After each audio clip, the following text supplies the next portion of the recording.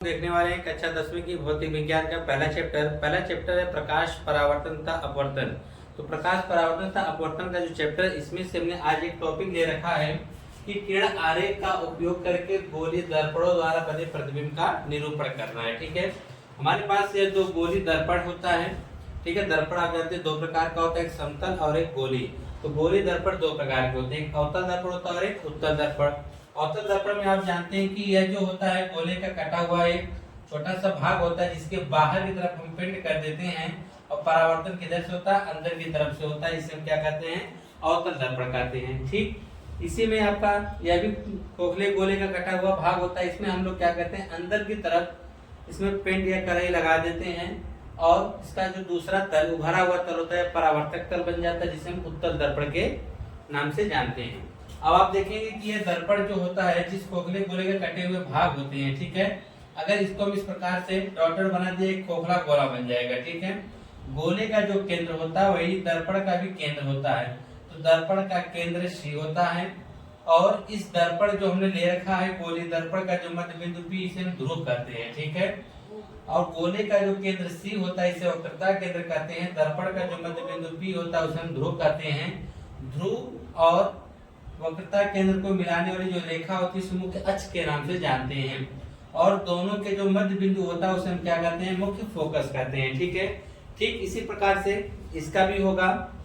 यह जिस खोखले गोले के कटे हुए भाग होंगे उसका जो केंद्र होगा वह इसका दर्पण का क्या कहलाएगा, वक्रता केंद्र कहलाएगा। ठीक है, यह जिस भी गोले का कटा हुआ भाग होगा खोखले गोले का, उसका जो केंद्र होगा उस खोखले गोले का वही इस दर्पण का भी क्या कहलाएगा, वक्रता केंद्र कहलाएगा। और दर्पण का जो मध्य बिंदु होगा वह ध्रुव कहलाएगा। ठीक है, ध्रुव और वक्रता केंद्र को मिलाने में जो हम रेखा खींच रहे हैं इस रेखा को मुख्य अक्ष का नाम दिया जाता है। ध्रुव और वक्रता केंद्र के मध्य बिंदु को हम लोग क्या कहते हैं, मुख्य फोकस कहा जाता है। ठीक है, अब हम यहाँ पे नियम की बात करते हैं। हमने इसके बारे में बता दिया कि CFP क्या है। ठीक है, इसके बारे में आप जान चुके हैं कि C वक्रता केंद्र है, F मुख्य फोकस है और P क्या है, ध्रुव है। अब पहला नियम क्या कहता है, अगर कोई प्रकाश किरण जो वस्तु से चलकर आ रही है, अगर वो मुख्य अक्ष के समांतर आती है, यह जो हमारा मुख्य अक्ष है इसके क्या आ रही है, समांतर आएगी। तो जब समांतर आएगी तो दर्पण से टकराएगी। दर्पण से क्या होगी, टकराएगी। तो दर्पण से टकराने के पश्चात यानी दर्पण से परावर्तन के पश्चात वह आपके मुख्य फोकस से होकर जाएगी। कहां से होकर जाएगी, मुख्य फोकस से होकर जाएगी। पहला नियम आप ध्यान से समझिएगा। ये हम अवतल दर्पण की बात कर रहे हैं। अवतल दर्पण में आप कहेंगे कि अगर कोई प्रकाश किरण मुख्य अक्ष के समांतर जा रही है, कहां जा रही है, मुख्य अक्ष के समांतर जाएगी, तो दर्पण से परावर्तन के पश्चात वह कहां से होकर जाएगी, मुख्य फोकस से होकर जाएगी। अब यहाँ पर हम बात करते हैं उत्तल दर्पण में। इसमें भी देखिए प्रकाश हमेशा दर्पण के बाएं तरफ से डालेंगे और इसमें भी देखिए प्रकाश जो दर्पण के बाएं तरफ से जाएगा, क्योंकि इसका परावर्तक तल इधर है तो प्रकाश इसी परावर्तक तल पर ही पड़ेगा। तो यहाँ से भी हम मुख्य अक्ष के समांतर जब प्रकाश किरणों को भेजते हैं तो दर्पण से यहाँ पे जब टकराता है तो टकराने के बाद इसका जो परावर्तन होता है वह ऊपर की तरफ हो जाता है। कहाँ होता है, ऊपर की तरफ। अगर हम इसको पीछे की तरफ बढ़ाएं, इसको पीछे की तरफ बढ़ाते हैं तो हमको ऐसा प्रतीत होता है यह कहां से होकर जा रहा है, मुख्य फोकस से होते हुए जा रहा है। तो ये किसका था, उत्तल दर्पण का।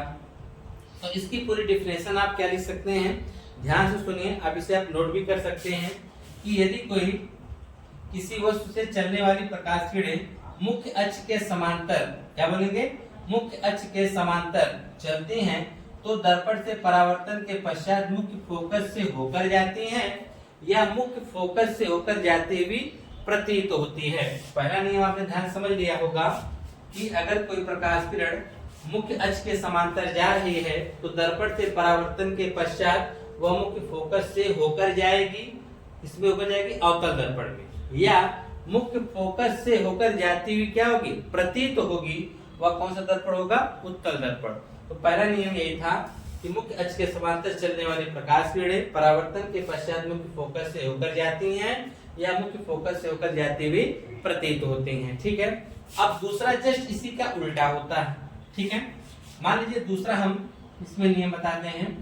दूसरा वाला क्या है, दूसरा वाला आप यह कह सकते हैं कि अगर कोई प्रकाश किरण मुख्य फोकस, कोई प्रकाश किरण फोकस से होकर जाए, कहां से होकर जाए, फोकस से होकर जाए, ठीक है। हम एक ही में देखिए बना ले रहे हैं सब चित्र।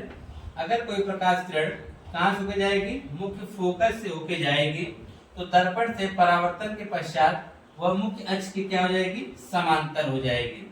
ध्यान समझिएगा, अगर कोई प्रकाश किरण कहां से होकर जा रही है, मुख्य फोकस से होकर जा रही है, तो परावर्तन के पश्चात तो मुख्य अक्ष की क्या हो जाएगी, समांतर हो जाएगी।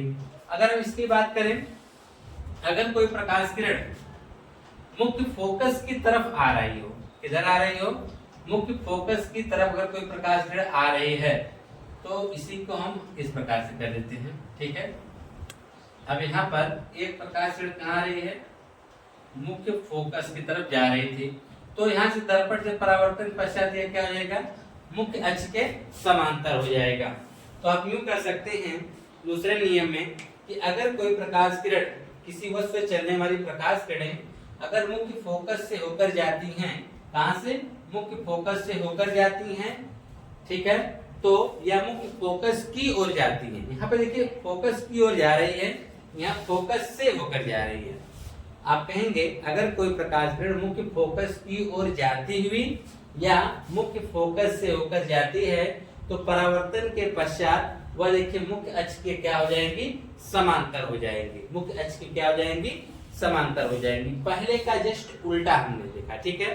कोई प्रकाश किरण जो है वह मुख्य फोकस की तरफ जा रही थी, ठीक है, यह जाती हुई प्रतीत हो रही थी, तो इससे दर्पण से परावर्तन के पश्चात मुख्य अक्ष की क्या हो जाएगी, समांतर।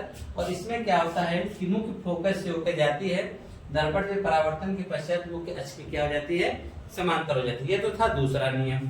तीसरा वाला क्या है, तीसरा देखिए, तीसरा में आप क्या कहेंगे कि अगर कोई प्रकाश किरण, अगर कोई प्रकाश किरण प्रकाशिक केंद्र से होकर जाए, सॉरी वक्रता केंद्र से होकर जाए, तो अगर कोई प्रकाश किरण वक्रता केंद्र से होकर जाती है, तो देखिए क्या होता है, यह हमारा कोई प्रकाश किरण कहां से होकर जा रही है, वक्रता केंद्र से, ये देखिए आपका वक्रता केंद्र, ठीक है।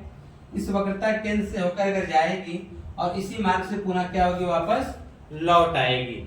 इसमें भी अगर आप ध्यान से देखेंगे तो आपका यहां से ऐसे अगर मिलान करें तो ऐसे यहां पर आएगा, ठीक है, और यहीं पर आएगा और यहीं पुनः क्या होगा, वापस लौट जाएगा। हमने देखिए तीनों का अलग अलग फिगर बनना चाहिए था, हमने एक ही में बना दिया, तो आप इसे अलग अलग समझ सकते हैं, ठीक है। तो आप देख सकते हैं, एक बार आप समझ जाएंगे तो आप कोई भी फिगर अलग से बना सकते हैं। जैसे कि आप तीसरा नियम यह बताएंगे कि अगर कोई प्रकाश किरण, किसी वस्तु से चलने वाली प्रकाश किरण वक्रता केंद्र से होकर जाती है, कहा जाती है, वक्रता केंद्र से होकर जाती है, तो परावर्तन के पश्चात उसी मार्ग से वह पुनः क्या होती है, वापस लौट जाती है। इधर से ऐसे जाएगी, यहाँ टकराएगी, पुनः इसी मार्ग से क्या होगी, वापस लौट जाएगी। लेकिन हम इससे उत्तल दर्पण की बात करेंगे, इसमें आप कहेंगे कि प्रकाश, जो प्रकाश किरणें होती हैं वह वक्रता केंद्र की ओर जाती हुई प्रतीत होती हैं, परंतु वह परावर्तन के पश्चात क्या होती हैं, उसी मार्ग से वापस लौट जाती हैं, ठीक है। तो यह तो थी आपकी तीन स्थितियां, ठीक है। चौथी स्थिति देखिए, हम यह कह सकते हैं अगर कोई प्रकाश किरण ध्रुव पर, कहां पर, ध्रुव पर, अगर कोई प्रकाश किरण ध्रुव पर जितने अंतर यानी जितने कोण पर वह आपतित होगा उतने ही कोण पर क्या हो जाएगा, परावर्तित होता है। अगर कोई प्रकाश किरण ध्रुव पर जितने अंश के कोण पर आपतित होगा उतने कोण पर क्या होगा, परावर्तित होगा। या आप लोग परावर्तन का दूसरा नियम जानते हैं कि आपतन कोण आई हमेशा परावर्तन कोण आर के क्या होता है, बराबर होता है। तो आपतन कोण आई जो होगा वो परावर्तन कोण आर के क्या होगा, बराबर होगा। तो यह तो थे आपके दर्पण से संबंधित चार नियम किरण आरेख के, ठीक है। हम एक बार इसको रिवीजन कर दे रहे हैं, आप ध्यानपूर्वक समझ लीजिए, ठीक है। इसका आप हर चित्र अलग अलग बनाएंगे, ठीक है। हम एक ही में बनाएंगे ताकि आपको समय का लॉस ना हो ज्यादा। पहला हमने बताया कि अगर कोई प्रकाश किरण मुख्य अक्ष के समांतर जाती है तो दर्पण से परावर्तन के पश्चात वो मुख्य फोकस से होकर जाती है। तो यह पहला चित्र आपका बनकर रेडी हो गया, ठीक है। इसमें मैंने बताया था अगर कोई प्रकाश किरण, इसी को हमने मिटा दिया है, यहाँ पे थोड़ा देख लीजिए। तो यहाँ पर ये इस प्रकार से आपका था पेंट किया हुआ, ये ऐसे। तो आप यह देखें तो यहाँ पे आपका सी है, यहाँ पे एफ है, समझ लीजिए खाली। अब यहाँ पर ये क्या मुख्य अक्ष के समांतर जा रही थी, ठीक है ना। अब इसका परावर्तन होगा कहाँ, ऊपर की तरफ। इसको अगर हम पीछे की तरफ बढ़ा देंगे तो आपका यहाँ जाएगा, ठीक है। तो आप कहेंगे अगर कोई प्रकाश किरण मुख्य अक्ष के समांतर जाती है तो दर्पण से परावर्तन के पश्चात मुख्य फोकस से होकर जाती है या मुख्य फोकस से होकर जाती हुई प्रतीत होती है, पहला। दूसरा नियम आपने पढ़ा कि अगर कोई प्रकाश किरण मुख्य फोकस से होकर जाती है तो परावर्तन के पश्चात मुख्य अक्ष की क्या हो जाती है, समांतर हो जाती है। अगर कोई प्रकाश किरण मुख्य फोकस की ओर जाती है तथा परावर्तन के पश्चात वह मुख्य अक्ष की क्या हो जाती है, समांतर हो जाती है। तीसरा में पढ़ा अगर कोई प्रकाश किरण वक्रता केंद्र से होकर जाती है तो उससे परावर्तन पश्चात उसी मार्ग से क्या होती है, वापस लौट जाती है या वापस जाती हुई क्या होती है, प्रतीत होती है। चौथा आपने यह देखा अगर कोई प्रकाश किरण जितने अंश के कोण पर या जितने तिरछा या आपतित होगा उतने तिरछा क्या होगा, परावर्तित होगा, क्योंकि हम जानते हैं कि आपतन कोण आई तथा परावर्तन कोण आर के बराबर होता है। तो उम्मीद है कि यह जो हमने चारों नियम बताया आपको समझ में आ गया होगा और इन्हीं